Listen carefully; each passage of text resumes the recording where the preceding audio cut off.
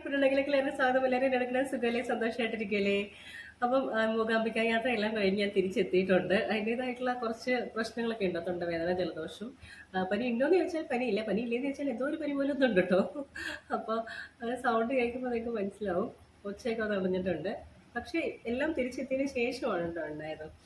അപ്പോൾ ഇന്നത്തെ നമ്മുടെ വീഡിയോ മൂകാംബിക യാത്രയെക്കുറിച്ചാണ്. അതിനെക്കുറിച്ച് പറയുവാണെന്നുണ്ടെങ്കിൽ ഒരു കാര്യമുള്ളത്, പലരും എന്നോട് ചോദിച്ച കാര്യമാണ്, വ്ളോഗിന് വേണ്ടിയിട്ട് ചെയ്തൊരു യാത്രയാണോ എന്നുള്ളത്. മൂകാംബികയിൽ എത്തിക്കഴിഞ്ഞിട്ടും പലരെയും പരിചയപ്പെട്ടപ്പോൾ അവർ ചോദിച്ചാണ് വ്ളോഗിന് വേണ്ടിയിട്ട് വന്നതാണോ എന്നുള്ളത്. ഒരിക്കലുമല്ല, ഞാൻ പോലും എക്സ്പെക്ട് ചെയ്യാതിരുന്ന ഒരു യാത്രയായിരുന്നു കേട്ടോ ഇത്. ഞാൻ സ്വപ്നത്തിൽ പോലും വിചാരിച്ചിട്ടില്ല. ഇപ്പോഴും ഞാനൊരു സ്വപ്നത്തിലൂടെ കടന്നു പോയൊരു ഫീലാണ് ആ ഒരു യാത്രയെക്കുറിച്ച് ഓർക്കുമ്പോൾ. കേരളത്തിന് വെളിയിലേക്ക് ഇതുവരെ ഞാനൊരു സോളോ ട്രിപ്പ് നടത്തിയിട്ടില്ല. എൻ്റെ ആദ്യ യാത്രയാണ് കേട്ടോ. എന്തായാലും വളരെ അനുഗ്രഹീതമായി തോന്നിയ ഒരു ദിവസമായിരുന്നു അന്ന്. പെട്ടെന്നുണ്ടായ തീരുമാനമാണ് മൂകാംബികയ്ക്ക് പോകണം എന്നുള്ളത്. നമുക്ക് ചെറിയ ചെറിയ വിഷമങ്ങളൊക്കെ ഉണ്ടായിരുന്നു. എന്നിരുന്നാൽ പോലും മൂകാംബികയിൽ പോകണം എന്നുള്ളൊരു തോന്നലൊന്നും വന്നിട്ടില്ല കേട്ടോ. പെട്ടെന്നൊരു ഉൾവിളിയിൽ ഞാൻ മൂകാംബികയിൽ പോകാം എന്നുള്ളൊരു തോട്ട് വന്നു. ഹരിയേട്ടനെ അപ്പം തന്നെ വിളിച്ചു. ഹരിയേട്ടൻ്റെ നാവിലെ സരസ്വതി അപ്പം ഹരിയേട്ടനെ കൂടെ പഠിപ്പിച്ചു, ശരി എന്നാൽ പോയിട്ട് വരൂ എന്നാണ് പറഞ്ഞത്. അപ്പോൾ തന്നെ ഞാൻ ഫോൺ കട്ട് ചെയ്തു. പിന്നീടാണ് എങ്ങനെ പോകണം, ഏത് രീതിയിൽ പോകണം എന്നൊക്കെ ചിന്തിച്ച് തന്നെ തുടങ്ങിയത്. പിന്നെ ഒരു ബസ്സുള്ള കാര്യം മുന്നേ എപ്പോഴോ അറിയായിരുന്നു, പക്ഷെ അത് ഡീറ്റെയിൽ ആയിട്ടൊന്നും അറിയില്ല കേട്ടോ. അപ്പം തന്നെ KSRTCയിൽ വിളിച്ച് ബസ്സിനെ കുറിച്ചൊക്കെ അന്വേഷിച്ച് സമയവും കാര്യങ്ങളൊക്കെ നോക്കി റിസർവ് ചെയ്തു. സാറ്റർഡേ പോകാം എന്നുള്ള തീരുമാനമായി. പിന്നീടാണ് ബാക്കി എല്ലാ കാര്യങ്ങളും പ്രിപ്പറേഷനൊക്കെ നടത്തിയിട്ടോ. അങ്ങനെ പെട്ടെന്നുണ്ടായ ഒരു യാത്രയായിരുന്നു. ശരിക്കും മൂകാംബിക ക്ഷേത്രം ദർശിക്കുക എന്നുള്ളത് പിന്നീടാണ് ഞാൻ മനസ്സിലാക്കുന്നത്. ഇതൊക്കെ എല്ലാം ചെയ്ത് കഴിഞ്ഞിട്ടാണ് ഞാൻ മനസ്സിലാക്കുന്നത്, മൂകാംബികയിൽ പോകുക, ദേവീനെ തൊഴുക എന്നുള്ളത് ശരിക്കും നമ്മൾ വിചാരിച്ചാൽ നടക്കുന്ന ഒരു കാര്യമല്ല. ദേവി വിചാരിച്ചാൽ മാത്രമാണ് നമുക്ക് മൂകാംബികയിൽ എത്തിച്ചേരാൻ കഴിയുള്ളൂ എന്നൊരു വിശ്വാസം നിലനിൽക്കുന്നുണ്ട്. എനിക്ക് അങ്ങനെ ഒരു തോന്നലുണ്ടായി, ഒരു ഉൾവിളി വന്നതുകൊണ്ട് പോയ ഒരു യാത്രയാണ് കേട്ടോ. അല്ലാതെ ഞാൻ പ്ലാൻ ചെയ്ത് പ്രിപ്പയർ ചെയ്ത് കരുതിക്കൂട്ടി ചെയ്ത ഒരു യാത്രയേ അല്ല ഇത്. എന്തായാലും ഒരുപാട് സന്തോഷം തോന്നിയ ഒരു നിമിഷം തന്നെയായിരുന്നു. അപ്പോൾ നമുക്ക് നേരെ വീഡിയോയിലേക്ക് പോകാം അല്ലേ. കർണാടകയിലെ ഉടുപ്പി ജില്ലയിൽ ബൈന്ദൂർ താലൂക്കിൽ കൊല്ലൂർ എന്ന ഗ്രാമത്തിന്റെ ഹൃദയഭാഗത്ത് കുടജാദ്രി മലനിരകളാൽ ചുറ്റപ്പെട്ട് സൗപർണിക നദിയുടെ തീരത്ത് കിഴക്കോട്ട് ദർശനമായിരിക്കുന്ന ക്ഷേത്രമാണ് കൊല്ലൂർ മൂകാംബിക ദേവി ക്ഷേത്രം. ക്ഷേത്രത്തിന്റെ കിഴക്കേ നടയിലൂടെയാണ് നമ്മൾ ക്ഷേത്രത്തിനുള്ളിലേക്ക് പ്രവേശിക്കേണ്ടത്. കിഴക്കേ നടയുടെ മുന്നിലായിട്ട് ഒഴുകുന്ന ഒരു കൊച്ചരുവിയാണിത്. ഇതാണ് സൂര്യതീർത്ഥം അരുവി. ഈ അരുവിയും മറ്റ് 63 അരുവികളും ഇതെല്ലാം ഉത്ഭവിക്കുന്നത് കുടജാദ്രി മലനിരകളിൽ നിന്നുമാണ് കേട്ടോ. ഇതെല്ലാം കൂടിച്ചേരുന്നത് ക്ഷേത്രത്തിന്റെ വടക്കേ ദിശയിലാണ്. അവിടെയാണ് സൗപർണിക നദി രൂപപ്പെടുന്നത്. വേനൽക്കാലം ആയതുകൊണ്ട് വെള്ളം എല്ലാം കുറവാണ്. നമുക്ക് നോക്കുമ്പോൾ ഇത്തിരി അഴുക്ക് പിടിച്ച് കിടക്കുന്ന പോലത്തെ ഒരു ഫീലാണ് കേട്ടോ. തൊട്ട് ഫ്രണ്ടിലായിട്ട് നമുക്ക് അതിന്റെ ഇറങ്ങി ചെല്ലാനുള്ള പടികളൊക്കെ ഉണ്ട്. എല്ലാം ഇത്തിരി വൃത്തികേടായിട്ട് കിടക്കുന്ന പോലെയാണ് എനിക്ക് ഫീൽ ചെയ്തത്. ഞാൻ അങ്ങേറ്റത്തൊരു നീല കെട്ടിടം കാണുന്നില്ലേ, അവിടെയാണ് താമസിച്ചിരുന്നത് കേട്ടോ. കിഴക്കേ നടയിലായിട്ട് ചെരുപ്പ് കൗണ്ടർ ഉണ്ട്. ഇവിടെ നമുക്ക് ചെരുപ്പുകൾ സൂക്ഷിക്കാം. ഇനി തൊട്ടടുത്താണ് മുറിയെങ്കിലും നമുക്ക് മുറിയിൽ ഊരിയിട്ട് വരുന്നതുകൊണ്ടും കുഴപ്പമൊന്നുമില്ല. കിഴക്കേ നടയിൽ തന്നെ ഒരു പശുത്തൊഴുത്തൊക്കെ ഉണ്ട്. ചൂട് കാരണം പശുവിന് ഫാനൊക്കെ ഇട്ട് കൊടുത്തിട്ടുണ്ട്. 9-10 മണിയാകുമ്പോഴേക്കും ഇവിടെ നല്ല ചൂട് തന്നെയുണ്ടോ. തറയൊക്കെ നല്ല ചൂട് പിടിച്ച് തുടങ്ങും. കാലൊക്കെ പൊള്ളി തൊലിയൊക്കെ അടർന്നു പോരുന്നൊരു ഫീലൊക്കെ നമുക്ക് തോന്നുന്നുണ്ട്. അത്രയ്ക്കും ചൂടായിരിക്കും. മഴക്കാലത്താണെന്നുണ്ടെങ്കിൽ കുഴപ്പമൊന്നും ഉണ്ടാവില്ല. സൗപർണികയിൽ കുളിച്ച് അമ്പലത്തിന് മുന്നിലേക്ക് എത്തിയാൽ ഇടത്തോട്ട് നോക്കുമ്പോൾ വലമ്പുരി ഗണപതി അഥവാ വലമ്പിരി ഗണപതി ക്ഷേത്രം കാണാം. ആദ്യം അവിടെ ചെന്ന് തൊഴുതിട്ട് വേണം ഉള്ളിലേക്ക് പ്രവേശിക്കാൻ. അമ്പലത്തിനുള്ളിലേക്ക് കടക്കുന്നതിന് മുൻപായി നമുക്ക് പുഷ്പാർച്ചന നടത്തണമെങ്കിൽ പുറത്തുനിന്ന് പുഷ്പത്തിന്റെ ഒരു താലം കിട്ടും. അത് വാങ്ങിയിട്ട് വേണം ഉള്ളിലേക്ക് കയറാനായിട്ട്. കല്യാണം കഴിഞ്ഞ സ്ത്രീകൾക്ക് ഇവിടെ കുങ്കുമാർച്ചനയാണ് പ്രധാനം. അപ്പൊ നമുക്ക് കുങ്കുമം വേണമെങ്കിൽ അങ്ങനെ പുറത്തുനിന്ന് വാങ്ങി അതും ചെയ്യാം. ഫ്രണ്ടിലായിട്ട് വേസ്റ്റ് ബിൻ ഒക്കെ കൊടുത്തിട്ടുണ്ട്. അപ്പൊ നമുക്ക് എന്തെങ്കിലും കയ്യിൽ വേസ്റ്റ് ഒക്കെ ഉണ്ടെന്നുണ്ടെങ്കിൽ ഇതിനകത്ത് കൊണ്ടുപോയി നിക്ഷേപിക്കാം കേട്ടോ. ഞാൻ ചെല്ലുമ്പോൾ അവിടെ ഒരു കന്നഡ കല്യാണം ഉണ്ടായിരുന്നു, പിന്നെ മലയാളികളുടെ കല്യാണം ഉണ്ടായിരുന്നേ. ക്ഷേത്രത്തിന് ചുറ്റും വലിയ മതിലാണ്, അതിന് ആനപ്പള്ള മതിൽ എന്നാണ് പറയുന്നത്. ഉള്ളിലേക്ക് പ്രവേശിച്ചു കഴിഞ്ഞിട്ടുണ്ടെങ്കിൽ നമുക്ക് ഇതുപോലെ വിഗ്രഹങ്ങളൊക്കെ കാണാൻ പറ്റും. അതിനെ പ്രൊട്ടക്ട് ചെയ്യാൻ എന്നോണം ഒരു ചില്ലുകൂടിനുള്ളിലാക്കിയേക്കാണ് കേട്ടോ. വളരെയധികം പഴക്കം ചെന്ന ഒരു ക്ഷേത്രമാണ്. ഉള്ളിലെ കരിങ്കല്ല് കൊണ്ടുള്ള കൊത്തുപണികളും കാര്യങ്ങളും വലിയ മണികളൊക്കെ കാണാൻ സാധിക്കും. നല്ല ഭംഗിയാണ് കാണാനായിട്ട്. കിഴക്കേ നടയിലൂടെ ഇതുപോലെ ഭക്തജനങ്ങൾ വന്നുകൊണ്ടേയിരിക്കും. ഉള്ളിലേക്ക് പ്രവേശിച്ച് നമ്മുടെ ഇടത് സൈഡിലേക്ക് നോക്കിയിട്ടുണ്ടെങ്കിൽ ഇതാണ് സരസ്വതി മണ്ഡപം. ഇവിടെയാണ് കുട്ടികളെ എഴുത്തിനിരുത്തുന്ന സ്ഥലം. മിക്ക മൂകാംബിക ക്ഷേത്രങ്ങളിലും നമുക്ക് ദിവസവും എഴുത്തിനിരുത്താം. പ്രത്യേകിച്ചൊരു ദിവസമില്ല വിദ്യാരംഭത്തിന്. അതേപോലെ തന്നെയാണ് ഇവിടെയും. ഏത് ദിവസങ്ങളിലും നമുക്ക് ഈ ക്ഷേത്രത്തിലെ കുട്ടികളെ വിദ്യാരംഭത്തിനായിട്ട് എഴുത്തിനിരുത്താവുന്നതാണ്. രാത്രിയിൽ ഈ ഒരു സരസ്വതി മണ്ഡപത്തിലേക്ക് ദേവീനെ എഴുന്നള്ളിച്ചുകൊണ്ട് കുറച്ചു നേരം ഇരുത്തുന്ന ഒരു ചടങ്ങുണ്ട്. അത് വളരെ വിശേഷപ്പെട്ടതാണ്. വൈകുന്നേരങ്ങളിലൊക്കെ തൊഴാൻ വരുവാണെന്നുണ്ടെങ്കിൽ ഇത്തരം ചടങ്ങുകളൊക്കെ നമുക്ക് കാണാനായിട്ട് സാധിക്കും. ആ സമയത്ത് ദേവിയെ തൊഴാൻ സാധിക്കുന്നത് വളരെ ഐശ്വര്യപ്രദമായിട്ട് കരുതിപ്പോരുന്നു. ക്ഷേത്രത്തിനുള്ളിൽ പ്രവേശിച്ചാൽ ദേവിയുടെ കാവൽഭടനായുള്ള വീരഭദ്രനെ തൊഴുന്നതിന് ശേഷമാണ് ദേവീനെ തൊഴാനായിട്ട് പോകേണ്ടതെന്നാണ് പറയപ്പെടുന്നത്. ഇവിടെ കുറെ കമ്പിയഴികളൊക്കെ വെച്ചിട്ടുണ്ട്. ഇതിനുള്ളിലൂടെ കടന്നിങ്ങനെ വളഞ്ഞു തിരിഞ്ഞ് വേണം നമ്മൾ തൊഴാനുള്ള ക്യൂവിലേക്ക് എത്താനായിട്ട്. എല്ലായിടത്തും ഫാനൊക്കെ ഉണ്ട്. അപ്പം നമുക്ക് ഭയങ്കര ചൂടൊന്നും ഫീൽ ചെയ്യില്ല എന്നുണ്ടെങ്കിലും ചൂട് ഫീൽ ചെയ്യും കേട്ടോ. തൊട്ടടുത്തൊക്കെ വരുമ്പോഴാണ് നമുക്ക് ഇത്തിരി ആശ്വാസമൊക്കെ തോന്നുക. അത് ഈ ചൂടുള്ള സമയത്താണല്ലോ, അപ്പോൾ ഒന്നും കുഴപ്പമുണ്ടാവില്ല. ഇതുപോലെ വലിയ വലിയ ഫാനുകളൊക്കെ വെച്ചിട്ടുണ്ടേ. അങ്ങനെ ഞാനും ക്യൂ നിന്ന് ചുറ്റമ്പലത്തിലേക്ക് എത്തിയിട്ടുണ്ട്.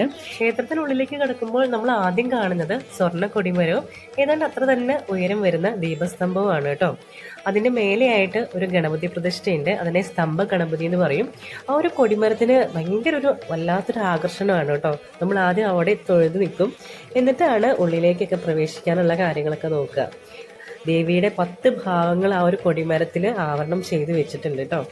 നല്ല ഭംഗിയാണ് കാണാനായിട്ട്. പിന്നെ തൊഴാനായിട്ട് നിൽക്കുമ്പം അവിടെ ഇതുപോലെ ഭിത്തിയിൽ ചുവർ ചിത്രങ്ങളുണ്ട്. കളർഫുൾ ആയിട്ടുള്ള ചിത്രമല്ല, ഒരു കോഫി ബ്രൗൺ കളറും വൈറ്റും കോമ്പിനേഷൻ മാത്രമാണ് എല്ലാ ചിത്രങ്ങളിലും വരുന്നത്. ദേവിയുടെയും ദേവന്റെയൊക്കെ പല ഭാവങ്ങളാണ് ഈ ചിത്രത്തിൽ വരുന്നതെന്നാണ് എനിക്ക് തോന്നിയത് കേട്ടോ.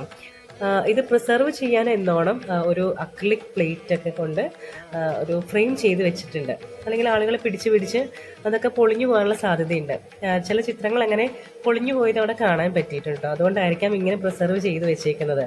നമുക്ക് എല്ലാതും ഒന്നും മനസ്സിലാവില്ല എന്നുണ്ടെങ്കിലും അത് ദേവിയുടെയും അല്ലെങ്കിൽ ദേവന്റെയൊക്കെ പല ഭാവങ്ങളാണ് എന്നുള്ളത് നമുക്ക് ഏകദേശം ഒരു ഐഡിയ കിട്ടും. നല്ല ഭംഗിയാണ് കാണാനായിട്ട് ആ ഒരു ചിത്രങ്ങളൊക്കെ. നമ്മൾ വരികിൽ നിൽക്കുമ്പോൾ തന്നെ ഇടയ്ക്ക് പൂജയ്ക്കും മറ്റുമായി നട അടയ്ക്കുകയും തുറക്കുകയൊക്കെ ചെയ്യും. അപ്പോഴൊക്കെ നമ്മളൊന്ന് വെയിറ്റ് ചെയ്യേണ്ടി വരും.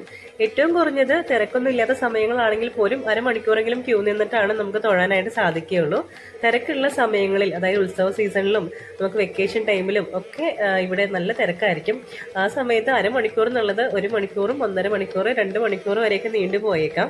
ക്ഷേത്രത്തെ ചുറ്റിപ്പറ്റി ധാരാളം കഥകളൊക്കെ നമുക്ക് കേൾക്കാം, ഐതിഹ്യങ്ങൾ കേൾക്കാം. അപ്പം അതിൽ ചെറിയൊരു കഥയാണ് കേട്ടോ. ദേവിക്ക് മൂകാംബിക എന്നുള്ളൊരു പേര് വരാനുണ്ടായ കാരണം, ഒരു അസുരനുണ്ടായിരുന്നു, കംഹാസുരൻ. ദേവലോകം കീഴടക്കാനായി ശക്തിയൊക്കെ കിട്ടാനായിട്ട് പുള്ളി ശിവനെ തപസ് ചെയ്യാൻ തുടങ്ങി. പുള്ളിയുടെ ഘോര തപസ്സില് ശിവൻ പ്രത്യക്ഷപ്പെടുമെന്ന് ഉറപ്പായപ്പോൾ ദേവന്മാർ എന്ത് ചെയ്തു? അതിൽ ഭയന്ന് ആദിപരാശക്തിയെ അഭയം പ്രാപിച്ചു. എങ്ങനെയെങ്കിലും ഈ വരം നേടുന്നതിൽ നിന്നും കംഹാസുരനെ തടയണമെന്ന് ദേവിയോട് അപേക്ഷിച്ചു. ദേവി ഓക്കെ പറഞ്ഞിട്ടുണ്ടാവണം. അങ്ങനെ ശിവൻ തപസ്സിൽ പ്രീതനായി പ്രത്യക്ഷപ്പെട്ടു. എന്താണ് വരം വേണ്ടതെന്ന് ചോദിച്ചു നിൽക്കുവാണ്. അപ്പോൾ ദേവി എന്ത് ചെയ്തു? കംഹാസുരന്റെ നാവിൽ കയറിക്കൂടി കംഹാസുരനെ നിശബ്ദനാക്കി. ശിവൻ വെയിറ്റ് ചെയ്തിട്ടും വരം ഒന്നും ചോദിക്കാതെ കണ്ടപ്പം ശിവൻ തിരിച്ചുപോയി. തപസ്സിൽ സംപ്രീതനായി ശിവൻ പ്രത്യക്ഷപ്പെട്ടിട്ടും തനിക്കൊരു വരം പോലും ചോദിക്കാൻ പറ്റാത്തതിൽ ഫ്രസ്ട്രേറ്റഡ് ആയ കംസാസുരൻ നേരെ ദേവലോകത്തേക്ക് പോയി അവിടെ ഫുള്ള് ആക്രമിക്കാൻ തുടങ്ങി. വീണ്ടും ദേവന്മാർ കരഞ്ഞുകൊണ്ട് ആദിപരാശക്തിയുടെ അടുത്ത് അഭയം പ്രാപിച്ചു. അങ്ങനെ ദേവി വന്നു കംഹാസുരനെ നിഗ്രഹിച്ചു. ഇതാണ് ആ ഒരു സ്റ്റോറി. അങ്ങനെ കംഹാസുരന്റെ നാവിൽ കയറിക്കൂടി അദ്ദേഹത്തെ മൂകനാക്കിയ ദേവി ആയതുകൊണ്ടാണ് ദേവിയെ മൂകാംബിക എന്ന് പറയുന്നത്.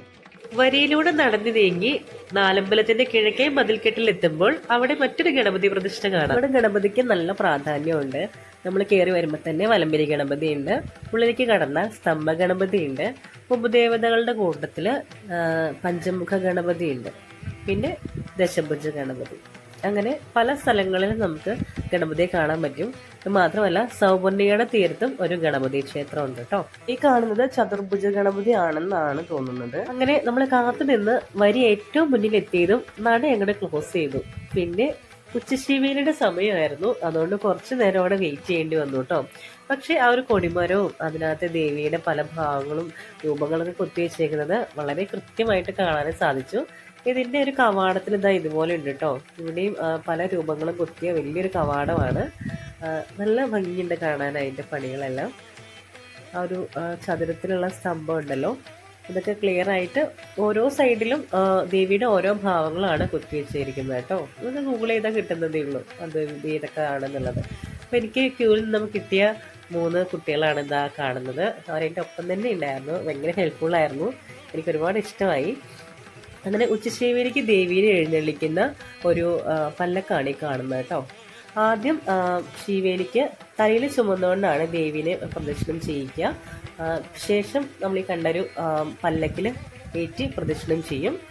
മൂന്നാമതായിട്ട് രഥത്തിലേറ്റിയാണ് പ്രദക്ഷിണം ചെയ്യുന്നത്. അപ്പൊ അതിന്റെ ചടങ്ങുകളാണ് ഈ കാണുന്നത്. നല്ല രസമുള്ളൊരു വാദ്യോപകരണങ്ങളുടെയൊക്കെ ആകമ്പടിയോട് കൂടിയിട്ടാണ് ഈ ഒരു ശീവേലി ചടങ്ങൊക്കെ നടക്കുന്നത് കേട്ടോ.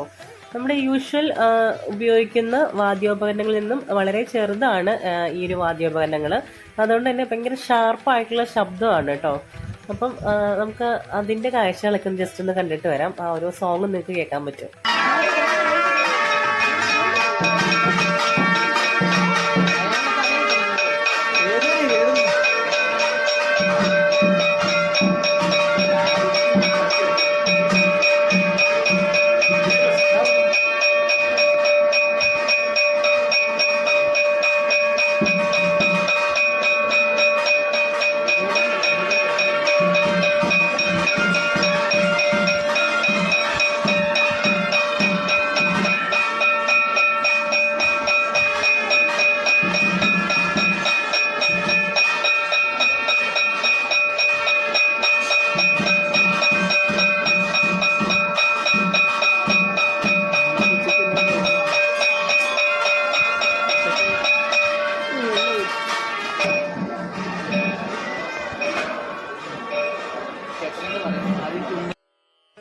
അങ്ങനെ കുറച്ച് സമയത്ത് കാത്തിരിപ്പിന് ശേഷം ശ്രീകോവിലിൽ കയറി ദേവിയെ തൊഴുതു.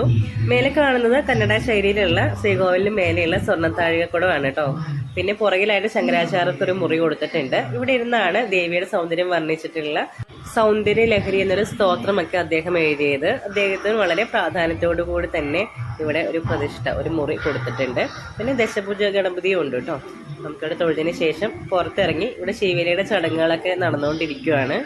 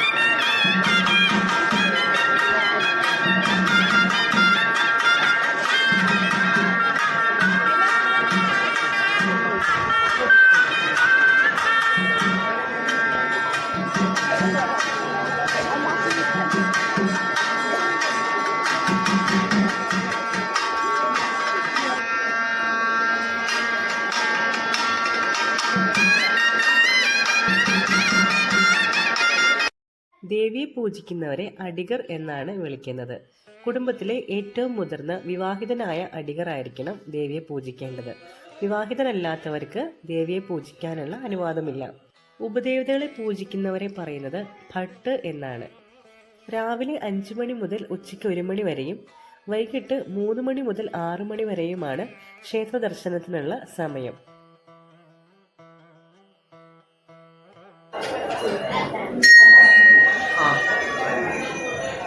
അങ്ങനെ ശിവേലി കണ്ട ശേഷം ഞങ്ങൾ ഉപദേവതകളെ തൊഴാനായിട്ട് പോയി.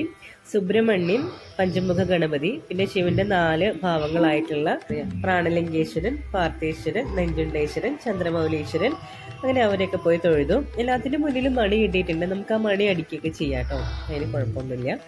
ഇത് തേങ്ങ ഉടയ്ക്കുന്ന സംഭവമാണെന്ന് തോന്നുന്നു. പിന്നെ ഇതിന് ചുറ്റിലും ഒരുപാട് ഹോമകുണ്ടങ്ങളും തിരുമേനിമാരൊക്കെ ഇരിപ്പുണ്ട് കേട്ടോ. അപ്പോൾ അവിടെയൊക്കെ നമുക്ക് എന്തെങ്കിലും സ്പെഷ്യൽ പൂജകളൊക്കെ ഉണ്ടെന്നുണ്ടെങ്കിൽ അവിടെ പോയി ചെയ്യാം. പിന്നെ ഇവിടെ സ്പെഷ്യൽ ടിക്കറ്റ് ഉണ്ട് കേട്ടോ. 100 രൂപ കൊടുത്തിട്ടുണ്ടെങ്കിൽ നമുക്ക് സ്പെഷ്യൽ ടിക്കറ്റ് എടുത്തിട്ടുണ്ടെങ്കിൽ നമ്മളെ വേഗം കയറി കാണാനൊക്കെ സാധിക്കും. ഞാൻ സ്പെഷ്യൽ ടിക്കറ്റ് ഒന്നും എടുത്തില്ല, എനിക്ക് സമയമെടുത്ത് കാണുന്നതിൽ കുഴപ്പം തോന്നിയില്ല. അപ്പോൾ തിരക്കൊക്കെ ഉള്ളവർക്ക് അങ്ങനെ ചെയ്യാം. ഇതിൽ നഞ്ചുണ്ടേശ്വരൻ്റെ മുന്നിലാണ് നന്ദിയുടെ പ്രതിഷ്ഠയുള്ളത്. അപ്പോൾ നമുക്ക് അവിടെ പോയിട്ട് എന്തെങ്കിലുമൊക്കെ ആഗ്രഹങ്ങളുണ്ടെങ്കിൽ നന്ദിയുടെ ചെവിയിൽ പറയും. ഇവിടെ പാൻ്റ് ഇട്ട് തൊഴാൻ കയറുന്നതിൽ വേറെ പ്രശ്നങ്ങളൊന്നും ഇല്ല കേട്ടോ. പിന്നെ നാനാജാതി മതസ്ഥർക്കും വന്ന് തൊഴുത് പ്രാർത്ഥിക്കാവുന്ന ഒരിടമാണ് ദേവി മൂകാംബിക. ഇവിടെ നമുക്ക് പുറത്തു നിന്നാണ് പ്രസാദം കിട്ടുക. അതായത് ആ ഒരു വെള്ളവും ചന്ദനമൊക്കെ കിട്ടുമല്ലോ, അത് പുറത്തുനിന്നാണ് കിട്ടുക. ആ ഒരു വെള്ളം സൗബർണിക നദിയിലെ വെള്ളമാണ് ഉപയോഗിക്കുന്നത് കേട്ടോ നമുക്ക് തരാനായിട്ട്. അത് ശുദ്ധീകരിച്ചിട്ടൊക്കെ ആയിരിക്കും തരുന്നതെന്ന് വിചാരിക്കുന്നു. എന്തായാലും ഞാനത് വാങ്ങി കുടിച്ചു. സൗബർണികയിലെ ജലം ഔഷധ ഗുണമുള്ളതാണെന്നാണ് പറയുന്നത്. കാരണം ഗുഡജാദ്രി മലനിരകൾ എന്ന് പറയുന്നത് ഒരുപാട് ഔഷധസസ്യങ്ങൾ നിറഞ്ഞ ഒരു മലനിരയാണ്. അതിലെല്ലാം തട്ടിത്തഴുകി ഒഴുകി വരുന്നത് കൊണ്ട് ആ ഒരു ജലത്തിന് ആ ഒരു ഔഷധ ഗുണമുണ്ടെന്ന് പറയുന്നു. മാത്രമല്ല വൈകിട്ട് നമുക്കിവിടെ കഷായം പ്രസാദമായിട്ട് കിട്ടും. അതിൻ്റെ ഒരു ഐതിഹ്യം എന്ന് പറയുന്നത്, ശ്രീ ശങ്കരാചാര്യർ പ്രായാധിക്യം ചെന്ന് വയ്യാതെ സുഖമില്ലാതെയൊക്കെ കിടന്നപ്പം ദേവിക്ക് അത് കണ്ട് സങ്കടം വന്ന് ദേവി കഷായവുമായി അദ്ദേഹത്തിന് മുന്നിൽ പ്രത്യക്ഷയായി എന്നാണ് പറയുന്നത്. അപ്പം അതിൻ്റെ ആ ഒരു സ്മരണാർത്ഥം വൈകുന്നേരങ്ങളിൽ ഇവിടെ കഷായം കൊടുക്കുന്നുണ്ട്. സർവ്വരോഗ സംഹാരി എന്നൊരു വിശ്വാസത്തിലാണ് അത് കൊടുക്കുന്നതും നമ്മളത് വാങ്ങി കഴിക്കുന്നതും. എന്തായാലും ദോഷമൊന്നും വരത്തില്ല. പിന്നെ അവിടെ നെയ്വിളക്ക് ഭയങ്കര ഇമ്പോർട്ടൻ്റ് ആണ്. നമുക്ക് കൗണ്ടറിൽ നിന്നും പൈസ അടച്ച് വഴിപാടായിട്ട് ഈ ഒരു നെയ്വിളക്ക് കത്തിക്കാവുന്നതേ ഉള്ളൂ. ഇവിടെ വലിയൊരു വിളക്കിരിപ്പുണ്ട്. നെയ്യ് നിറച്ച ഈ വിളക്ക് നമുക്ക് ഈ ഒരു വലിയ വിളക്കിൽ നിന്നും തീനാളം പകർന്നിട്ട് അവിടെ കൊണ്ടുവന്ന് വെക്കാം. ആദ്യമായിട്ട് വരികയാണെങ്കിൽ പോലും നമുക്ക് ഒട്ടും അപരിചിതത്വം ഫീൽ ചെയ്യാത്ത ഒരു അറ്റ്മോസ്ഫിയർ ആണ് ഇവിടെ. എല്ലാം ആക്സസിബിൾ ആണ്. കൗണ്ടർ കാര്യങ്ങളെല്ലാം നമുക്ക് കണ്ടാൽ മനസ്സിലാക്കാവുന്നതേ ഉള്ളൂ. ഭാഷയൊന്നും ഇവിടെ ഒരു പ്രശ്നമേ ഇല്ല. ഒരുപാട് മലയാളികൾ വരുന്നൊരു സ്ഥലമാണ്. ഈ ഒരു നെയ്വിളക്കിൻ്റെ അടുത്ത് തന്നെയായിട്ട് വേറൊരു കൗണ്ടർ ഉണ്ട് കേട്ടോ. ഇത് ദേവിക്ക് ചാർത്തിയിട്ടുള്ള പട്ട് പുടവകളാണ്. ഇത് നമുക്ക് ഇവിടുന്ന് പേയ്മെൻറ്റ് ചെയ്ത് ഈ ഒരു പുടവ നമുക്ക് വാങ്ങാവുന്നതേ ഉള്ളൂ. പ്രൈസ് കൊടുത്തിട്ടുണ്ട്. പല റേഞ്ചിലുള്ള പുടവകളാണ് കേട്ടോ. 7000, 8000 ഒക്കെ ഉണ്ട്. ഇടയ്ക്ക് 350 ആ ഒരു വിലയിലുള്ളതൊക്കെ ഉണ്ട്. അങ്ങനെ പല വിലയുടെ പട്ടുസാരികളുണ്ട്. അടുത്തതായി ഒരു ശ്രീകോവിലുള്ളത് ലങ്കയിലേക്ക് ചാടാൻ ഒരുങ്ങി നിൽക്കുന്ന വീരഹനുമാന്റെ ഒരു പ്രതിഷ്ഠയാണ്. ഒരു 3-4 അടി ഹൈറ്റിലാണ് ഈ ഒരു പ്രതിഷ്ഠ ഉള്ളത് കേട്ടോ. തൊട്ടടുത്തായി മറ്റൊരു പ്രതിഷ്ഠയുള്ളത് മഹാവിഷ്ണുവിൻ്റെയാണ്. ഇതും കൂടി തൊഴുത് കഴിഞ്ഞിട്ടുണ്ടെങ്കിൽ ഉപദേവതകളൊക്കെ ഏതാണ്ട് കംപ്ലീറ്റ് ആയിട്ടുണ്ടാവും കേട്ടോ. ഈ കാണുന്നതാണ് മഹാവിഷ്ണുവിൻ്റെ പ്രതിഷ്ഠ. പിന്നെ അവിടെ അടുത്തായിട്ട് ഒരു കൗണ്ടർ ഉണ്ട്. ഇവിടെ ദേവീനെ ഉത്സവ സമയത്തൊക്കെ എഴുന്നള്ളിക്കുന്ന സ്വർണ്ണരഥം സൂക്ഷിച്ചിരിക്കുന്ന സ്ഥലമാണ്. ഈ കാണുന്നതാണ് സ്വർണ്ണരഥം കേട്ടോ. അല്ലാത്ത സമയത്തെല്ലാം ശിവേലിക്കും ഒക്കെ എഴുന്നള്ളിക്കുന്നത് നമ്മൾ ആദ്യം കണ്ട രഥമുണ്ടല്ലോ അതിലാണ്. ദേവിയുടെ മുന്നിൽ അരങ്ങേറ്റം കുറിക്കുന്നതിനായി ഒരുങ്ങി നടക്കുന്ന കുട്ടികളെ കാണാനായിട്ട് സാധിക്കും. പാട്ടും ഡാൻസും ഒക്കെ ഉണ്ടാവലുണ്ട് കേട്ടോ. രാത്രിയിലാണ് ഞാൻ പ്രോഗ്രാം കണ്ടത്, പകലും ഉണ്ടാവായിരിക്കാം. പിന്നെ ഇവിടുത്തെ മറ്റൊരു വഴിപാടാണ് ഈ ഒരു ലഡു കേട്ടോ. 50 രൂപ കൗണ്ടറിൽ അടച്ചിട്ടുണ്ടെങ്കിൽ നമുക്ക് 2 ലഡു കിട്ടും. ഞങ്ങളും പൈസയൊക്കെ അടച്ച് ലഡുവൊക്കെ വാങ്ങി കഴിച്ചുകൊണ്ടിരിക്കുകയാണ്. ഈ ഒരു ഭാഗത്തേക്ക് വരുമ്പോൾ തന്നെ ലഡുവിൻ്റെ മണമാണ്. നെയ്യും മധുരവും ഒക്കെ നിറഞ്ഞൊരു മണമാണ്. അപ്പോൾ നമുക്ക് മനസ്സിലാവും ഇവിടെ ഇങ്ങനെ എന്തോ ഒരു വഴിപാടുണ്ട് എന്നുള്ളത്. 12 മണി മുതലാവണം ഇവിടെ അന്നദാനമുണ്ട്. അപ്പം ഈ ഒരു അന്നദാനപ്പുരയിലേക്ക് വന്നിട്ടുണ്ടെങ്കിൽ നമുക്ക് അവിടുത്തെ ഫുഡുകൾ കഴിക്കാം. 3 നേരവും ഇവിടെ ഭക്ഷണം കൊടുക്കുന്നുണ്ട് കേട്ടോ. അപ്പം ഞങ്ങൾ ഉച്ചയ്ക്കത്തെ ഫുഡ് കഴിക്കാൻ വേണ്ടി വന്നേക്കുവാണ്. വലിയ തിരക്കൊന്നുമില്ല, ഒരു മിനിമം തിരക്കേ ഉള്ളൂ. മുന്നിലേക്ക് നോക്കുമ്പോൾ നമുക്ക് പരിപാടികളൊക്കെ നടക്കുന്ന സ്റ്റേജൊക്കെ കാണാനായിട്ട് സാധിക്കും. പുറത്ത് ചെരുപ്പ് ഊരിട്ട് വേണം ഈ ഒരു അന്നദാനപ്പുരയിലേക്ക് കടക്കാനായിട്ട്. കുറച്ച് നേരം ക്യൂ ഒക്കെ നിന്ന് കഴിഞ്ഞപ്പോഴേക്കും നമ്മൾ ഫുഡൊക്കെ കിട്ടി. ചോറും 2 കൂട്ടം കറികളുമാണ്. നമുക്ക് കാണുമ്പോൾ രസം പോലെ തോന്നുമെങ്കിലും രസമല്ല, അത് ഒരു പരിപ്പിൻ്റെ ടേസ്റ്റ് പോലാണ്. ചമ്മന്തി പോലുള്ള കറി, അത് ഒരു കടലപ്പരിപ്പും അങ്ങനെ എന്തൊക്കെയോ പരിപ്പുകളൊക്കെ അരച്ച പോലത്തെ ഒരു പച്ച ടേസ്റ്റാണ്. അങ്ങനത്തെ ഒരു ചമ്മന്തിയാണ് കേട്ടോ അത്. നമ്മളെന്തായാലും കഴിച്ച് വിശപ്പൊക്കെ മാറി. അതിനുശേഷം നമുക്ക് പായസം വാങ്ങി കുടിക്കാം. പിന്നെ ഇവിടെ മോരുണ്ട്, അല്ലെങ്കിൽ പായസം ഇഷ്ടമില്ലാതൊക്കെ മോര് വാങ്ങി കുടിക്കാം. നമ്മളതൊക്കെ കഴിച്ചു. പാത്രം കഴുകേണ്ട ആവശ്യമൊന്നുമില്ല, അവിടെ കൊണ്ട് വിട്ടാൽ മതി, അവർ കഴുകി വൃത്തിയാക്കി എടുത്തോളും. അത് നമ്മൾ ഭക്ഷണം എല്ലാം കഴിഞ്ഞ് പുറത്തേക്ക് ഇറങ്ങി. കഴുകാനുള്ള സ്ഥലത്തേക്ക് പോയിക്കൊണ്ടിരിക്കുകയാണ്. അങ്ങനെ അതൊക്കെ കഴിഞ്ഞ് പുറത്തിറങ്ങുമ്പോൾ ഇവിടെ ഒരു ക്ഷേത്രമുണ്ട്. ഇത് ഭദ്രകാളിയുടെ ഒരു ക്ഷേത്രമാണ്. അവിടെയായിട്ടൊരു രഥം സൂക്ഷിച്ചിട്ടുണ്ട്. ഇതത്ര എപ്പോഴും എടുക്കുന്ന ഒരു രഥമാണെന്ന് തോന്നുന്നില്ല. ഒത്തിരി പൊടിയൊക്കെ പിടിച്ച് നിൽക്കുവാണ്. ഇവിടെയായിട്ടൊരു സ്റ്റേജ് ഉണ്ട്. ഇവിടെയാണ് ഡാൻസും കാര്യങ്ങളൊക്കെ ഉള്ളത്. അങ്ങനെ ക്ഷേത്ര ദർശനവും അന്നദാനവും എല്ലാം കഴിഞ്ഞ ശേഷം ക്ഷേത്രത്തിന് വെളിയിലേക്ക് വന്നു. ഞാനും ആ മക്കളും യാത്ര പറഞ്ഞ് പിരിഞ്ഞു. വളരെയധികം അനുഗ്രഹീതമായിട്ടുള്ളൊരു കാര്യമായിട്ടാണ് എനിക്കൊരു മൂകാംബിക ദർശനം തോന്നിയത് കേട്ടോ. ശരിക്കും ആ ഒരു വിശ്വാസം പോലെ തന്നെ നമ്മളെ വിളിച്ചിട്ടാണ് നമ്മൾ അങ്ങോട്ട് ചെല്ലുന്നത് എന്നുള്ളൊരു വിശ്വാസം പോലെ തന്നെയാണ് നമുക്ക് അവിടെ ചെല്ലുമ്പോൾ ഫീൽ ചെയ്യുന്നത്. നമ്മളൊരാളെ കാണാൻ വേണ്ടി വിളിച്ചിട്ട് നമ്മൾ എങ്ങനെ ട്രീറ്റ് ചെയ്യും, അതേപോലൊരു അന്തരീക്ഷമാണ് ആദ്യമായിട്ട് ചെല്ലുമ്പോഴാണെങ്കിലും നമുക്ക് തോന്നുന്ന ഒരു കാര്യം. അപ്പം അത്രയും കംഫർട്ടബിളായിട്ട് നമുക്ക് ഒട്ടും അപരിചിത്വം തോന്നാത്ത രീതിയിലാണ് നമ്മൾ അവിടെ ചെല്ലുമ്പോൾ നമുക്ക് ഫീൽ ചെയ്യാം കേട്ടോ. അപ്പം മൂകാംബിക ദർശനം ആഗ്രഹിച്ച് പ്രതീക്ഷിച്ചിരിക്കുന്നവർക്ക് ജീവിതത്തിൽ എപ്പോഴെങ്കിലും അതിനുള്ളൊരു ഭാഗ്യം വന്നു ചേരുന്നതായിരിക്കും. ശരി, ടാറ്റാ ബൈ ബൈ. എല്ലാവരും സന്തോഷമായിട്ടിരിക്കുക, ഹെൽത്തി ആയിട്ടിരിക്കുക കേട്ടോ.